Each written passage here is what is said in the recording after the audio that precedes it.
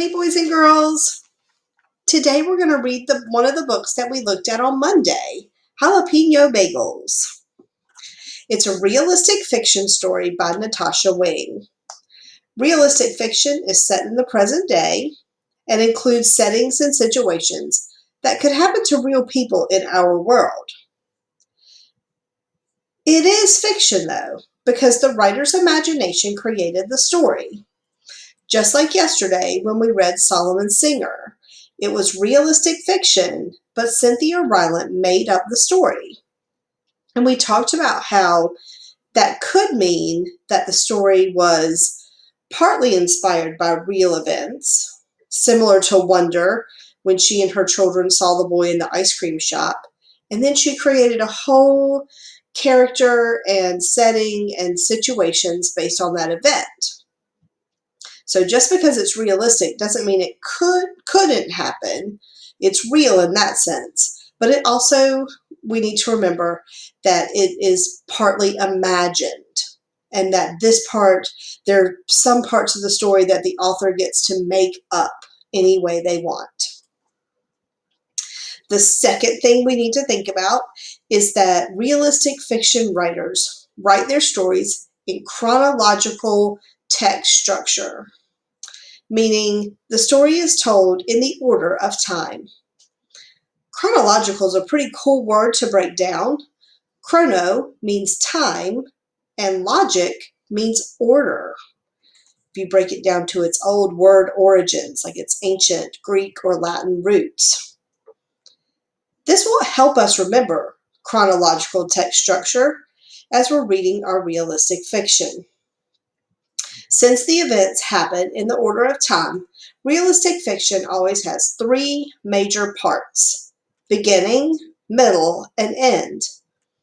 We readers are familiar with these three parts, but did you know they're actually signal words, moving the story from beginning to middle and from middle into the end? Let me show you. These are transition words. We have first, meanwhile, soon, then, after. These are words that help move us through time. As we read our story today, let's pay attention to chronological text structure and how to recognize transition words that signal the beginning, middle, and end. I'm so excited to share this story with you. Follow along as I read aloud.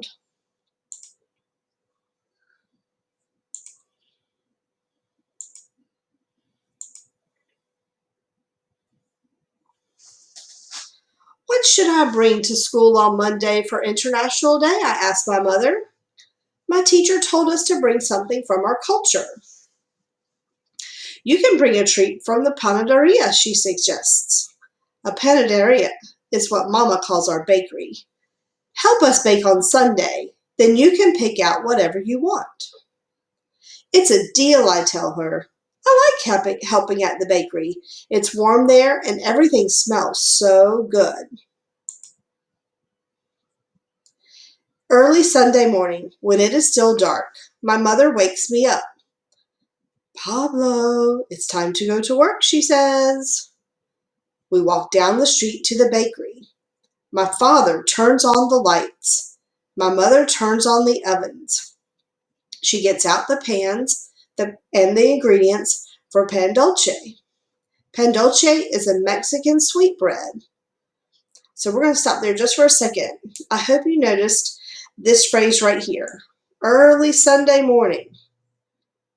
That's a transition word. So we know what day of the week it is, and we know that it's early in that morning. It's going to help us move through time in the story. Back to the reading. I help my mother mix and knead the dough. She shapes, rolls, and loaves of bread and slides them into the oven.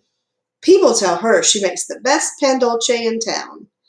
Maybe I'll bring pan dulce to school, I tell her. Next, we make the empanadas de calabaza, pumpkin turnovers. I'm in charge of spooning the pumpkin filling. Mama folds the dough in half and presses the edges with a fork. She bakes them until they are flaky and golden brown. Some customers come to our bakery just for her turnovers. On this page, our transition word is next. So it's telling what they do next at the bakery. So first they make the pan dulce, and now they're making the empanadas. Maybe I'll bring empanadas to Calavesa instead.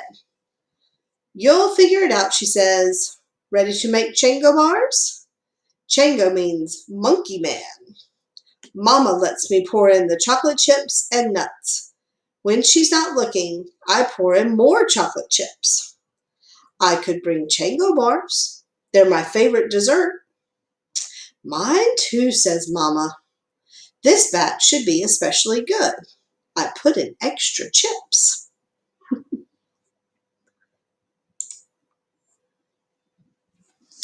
My father calls me from the back room. Pablo, come and help me with the bagels.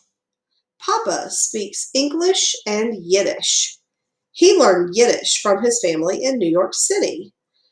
I know some words too. Bubbe means grandmother. He uses my Bubbe's recipes to make the bagels. First, he makes the dough in a big metal bowl. Then he rolls it into a long rope shape. He cuts off pieces and shows me how to connect the ends in a circle. We put the circles on trays where they sit and rise. So sometimes the transition words will be within the paragraph.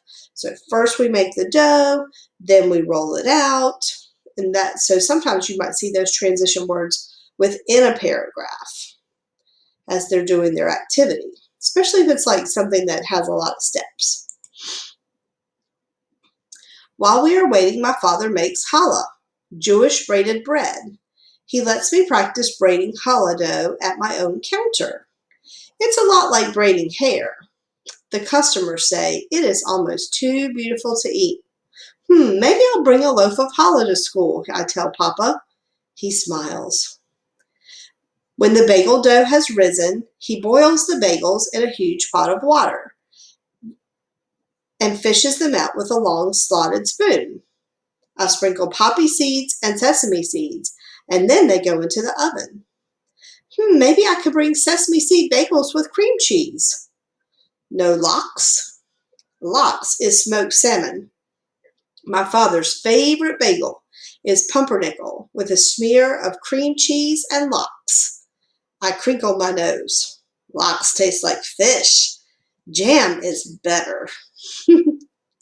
So over here we have while we are waiting is our transitional phrase. Sometimes we use more than one word, especially moving through fourth grade. You've had a lot of experience with first, then, next, last. And so now we want to try to move into a little bit more grown-up phrases as we're doing our transitions. So while we are waiting, and on the next page I see when the dough has risen. And so that means that the dough got big and puffy and full of air. And so that's another example of a transitional phrase. It's a little bit more advanced, a little bit more fourth grade to do that. My mother joins us and helps my father make another batch of bagels, jalapeno bagels. My parents use their own special recipe. While Papa kneads the dough, Mama chops the jalapeno chilies. She tosses them in the dough and adds dried red peppers. We roll, cut, make circles, and let them rise. I can't wait until they are done because I am getting hungry.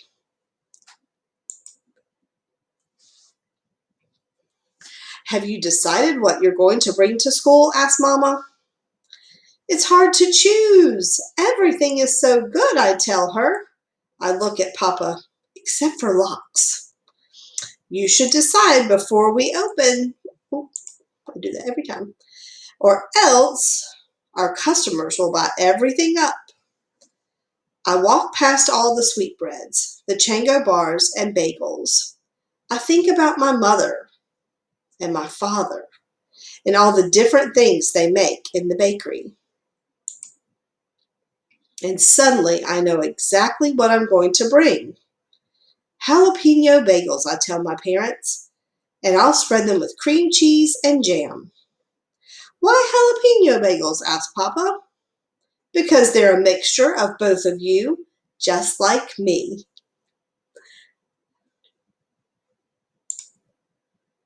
And then the author gives us the recipes.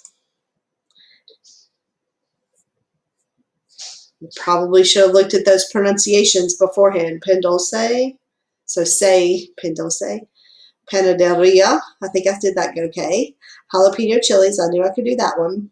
Empanadas de calabaza, masa. I messed that up. And then chango.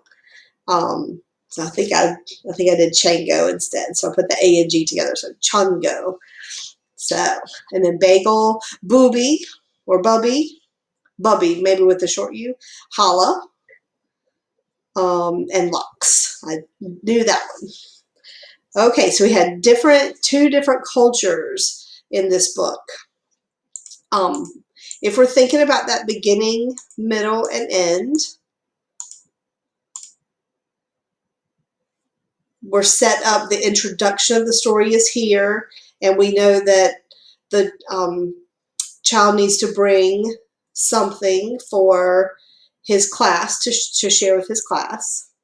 And then he cooks with his mom first, and they do more of the Spanish culture or the Mexican culture.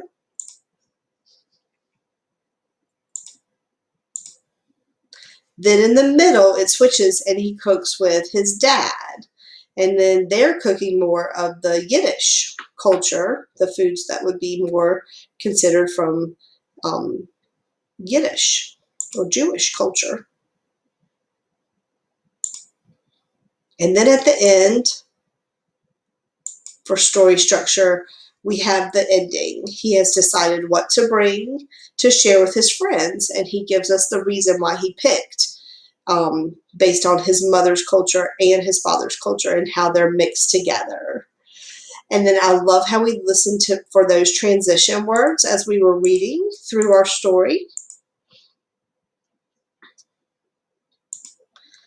And so one thing I would like you to think about today, when you're doing your reading at home, I want you to look in your book. Look at the book that you're reading this week, and you think about what transition words or what transition phrases you see in your reading today. And I'd like you to take your reading notebook out, and I'd like you to record some of those transition words that you see in in your book that you're reading. That was such a great story, wasn't it? I love that it feels like something that is real, that could actually happen in real life. And that's the beauty of realistic fiction. It combines the best parts of real life and the writer's imagination. When reading realistic fiction, let's remember that stories are told using chronological text structure.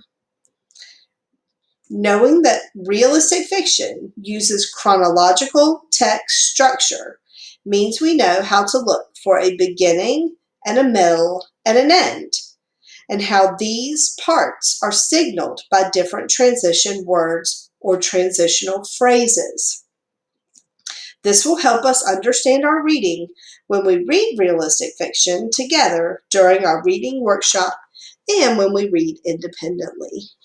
All right, so as you're reading again in your notebook, think about where you might see some transitional words and phrases and write down a few examples in your reader's notebook. All right, I look forward to talking to you soon.